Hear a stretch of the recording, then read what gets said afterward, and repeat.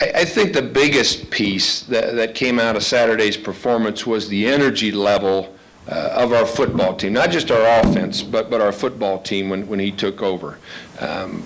Probably wasn't apparent on television as it was on our sideline and in the stadium and in the locker room. So that would be the first thing. Secondly, Joel's performance all year has been solid, but his performance in the second half especially was really sharp, earning him the role and the opportunity to start this game. The scoring drive that he led in the second quarter was all run plays.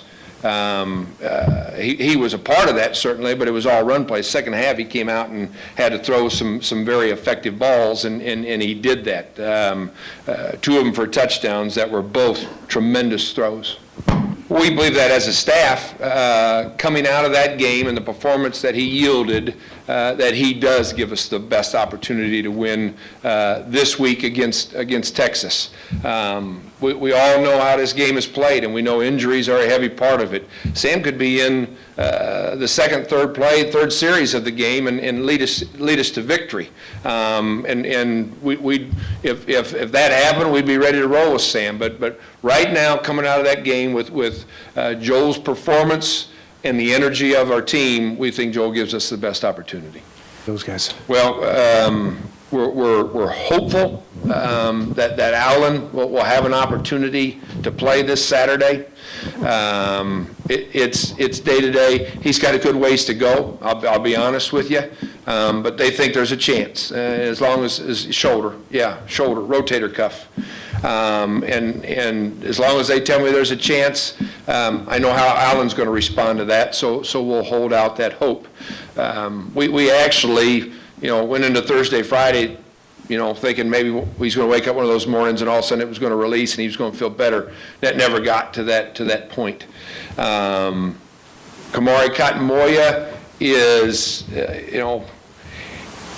God love him. He's hopeful, and he's seen improvement that's taken place, but he's got a serious hamstring injury that took place in our last drill of practice on Wednesday. If it can be done, it will get done by our medical staff and his attempts to take in all the treatment, do what he can, but it will be a stretch that we'll see him the remainder of the season.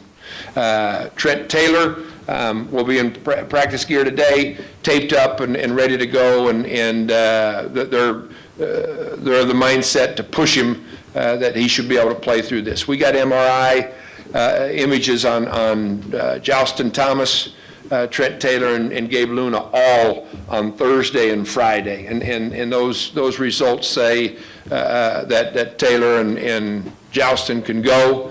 Luna's still got some fluid in there that we're trying to get through to relieve some pain for him, but there's no magical cure for that. Yeah, I think as you say that, the first thing that comes to my mind again is energy, and I saw that on television from my hotel room when I watched that UT Oklahoma game. That was a team that was playing with passion and urgency and speed and so forth from the opening kickoff through my time of having to shut the TV off and go to work myself.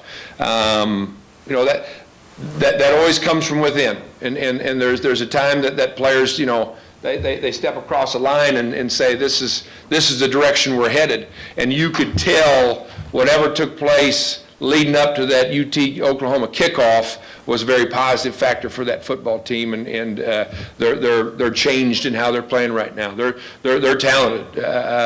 There's never bare cupboards in Austin, and they're playing to that right now.